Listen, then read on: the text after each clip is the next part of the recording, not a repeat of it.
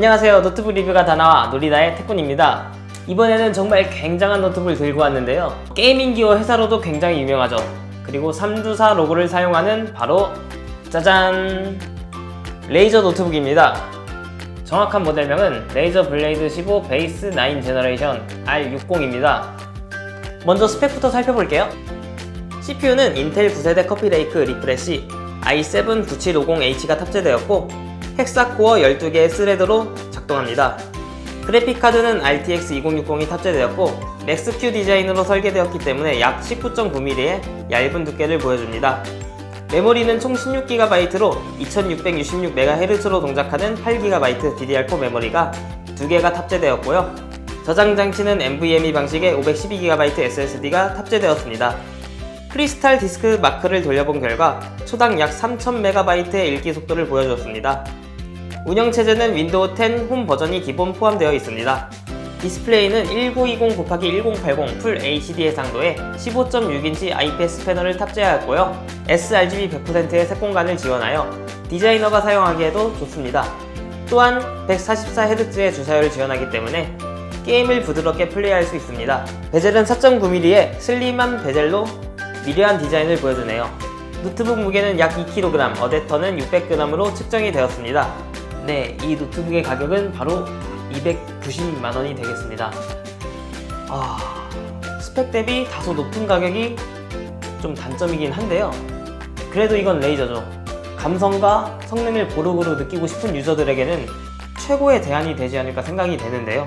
누구나 한 번쯤 꼭 사용해보고 싶게 만드는 멋스러운 디자인이 이 노트북의 최대 강점이지 않을까 생각이 되는데요. 그럼 먼저 외관부터 살펴보도록 할게요. 먼저 이렇게 상판 중앙을 보시면 멋스러운 레이저 로고가 각인이 된 것을 확인할 수 있는데요. 레이저 로고는 일단 노트북이 켜지면 녹색 불이 들어옵니다. 밤에 보면 인증샷 하나 남기고 싶다는 생각이 절로 들 것 같아요. 노트북 바디는 알루미늄을 사용했습니다. 양극 처리된 블랙 마감으로 내구성이 좋은 것은 물론 색감이 굉장히 수려합니다. 노트북 모서리 부분도 각이 제대로 잡힌 모습이에요. 블랙 색상도 너무 예쁘게 나왔고 질감이 너무 좋아서 정말이지 굉장히 고급스러운 느낌을 물씬 풍기네요. 키보드는 6열 구조의 텐키리스 키보드를 탑재하였습니다. 측면에 보이는 것은 스테레오 스피커이고요. 스피커는 이물질이 낄 수 있으니 가끔 브러쉬로 청소해주면 좋을 것 같네요. 감성을 추구하는 게이밍 노트북답게 레이저 크로마를 이용해서 키보드의 RGB 라이팅을 튜닝하는 것도 가능하고요. 소프트웨어가 꽤나 정교하게 만들어져서 디테일한 편집도 가능합니다. 개인적으로는 키보드를 사용하면서 약간 아쉬운 부분도 존재했는데요. 키보드의 방향 위치가 약간 애매합니다. 일반적인 키보드는 이렇게 물음표 키 옆에 Shift 키가 존재하잖아요. 그런데 이 노트북의 경우에는 그 사이로 방향 키가 자리 잡고 있어서 Shift 대신 자꾸 방향 키가 눌러지는 오타가 발생하였습니다. 게다가 그만큼 Shift 키의 동선이 멀어져서 저처럼 손가락이 짧은 경우에 쉽게 Shift 키를 사용할 수 없었어요. 아무튼 그 점을 제외하고는 타건부터 튜닝까지 굉장히 만족스러운 키보드였습니다. 측면 포트 구성을 살펴볼게요. 먼저 좌측면에는 전원 단자, 기가비트 이더넷 포트, USB 3.1 2개, 오디오 마이크 콤보 단자가 자리 잡고 있고 우측면에는 썬더볼트 3 단자, USB 3.1, HDMI 2.0B, 미니 디스플레이 포트 1.4, 그리고 켄싱턴 락이 자리 잡고 있습니다. 특이점으로는 USB 3.1 포트의 색상이 녹색으로 레이저 로고의 상징적인 색상을 사용하고 있네요. 외부 모니터는 썬더볼트, HDMI, 미니 디스플레이 포트 단자를 이용해서 총 3대의 외부 모니터를 연결할 수 있고요. 3개의 단자 모두 4K 60Hz를 지원하기 때문에 노트북 한 대로도 멀티태스킹 작업 환경을 꾸리기에 좋아 보이네요. 하판을 살펴볼게요. 하판은 먼저 시원한 공기를 빨아들일 수 있게 쿨링팬과 함께 흡기 구조로 되어 있고요. 노트북 후면을 통해 뜨거운 공기가 바로 배출될 수 있는 에어플로우를 보여줍니다. 다른 일반적인 게이밍 노트북보다는 통풍구가 그리 넓지 않은 편이에요. 네, 기본적으로 레이저 블레이드 15 베이스 모델은 144Hz로 동작을 해요. 모니터가 144Hz의 빠른 주사율로 동작하기 때문에 화면 전환이 빠른 이런 FPS 게임을 즐기는데 굉장히 적합하겠죠. 60Hz를 사용하던 때와 비교하면 정말 눈이 편하고요. 그리고 피부로 확 느껴질 정도로 체감 차이가 엄청납니다.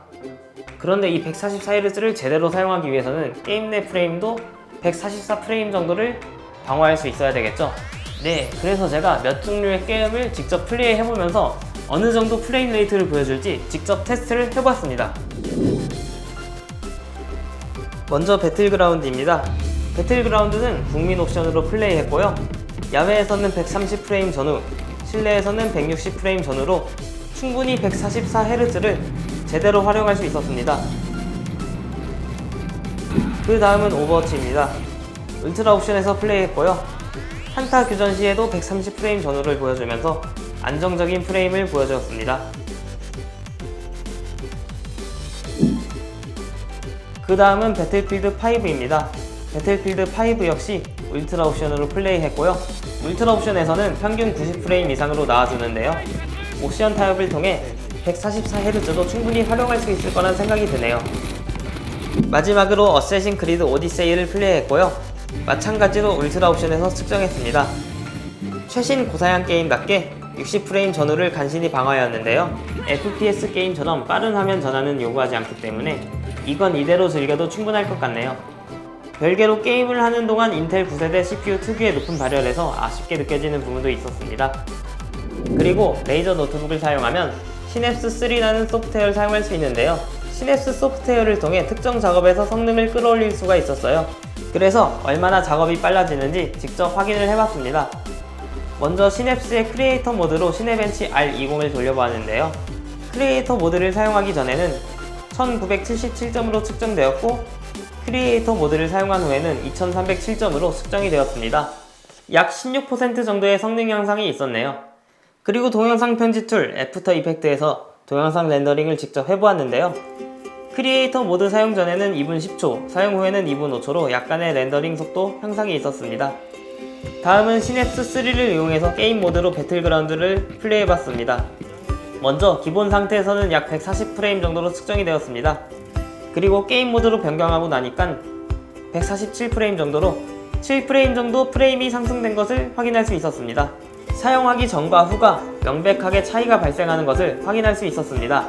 네, 여기까지 감성 충만 노트북 레이저 블레이드 15 베이스 9 제너레이션 R60을 살펴보았는데요. 어떻게 보셨나요? 6코어 12스레드 CPU 탑재로 작업에서도 데스크톱 7700K에 준하는 성능을 보여주었고요. 작업용 노트북으로 사용하기에도 과하지 않고 부담되지 않는 외형은 보너스가 될 것 같습니다. 역시 144Hz를 이용한 게이밍에서는 RTX 2060을 탑재한 만큼 충분히 즐길 수 있는 게이밍 퍼포먼스를 보여주었고 작업과 게이밍 모두 사용하기에 좋은 노트북임을 확인할 수 있었습니다. 개인적으로는 성능 대비 높은 가격대가 다소 부담스럽게 느껴졌지만 역시 감성과 제품 완성도에서는 끝판왕이라고 불러도 손색 없을 만큼 멋진 퀄리티를 보여줬다고 생각되네요. 여기까지 노트북 리뷰가 다 나와 놀이다의 태꾼이었습니다. 감사합니다. 바이바이.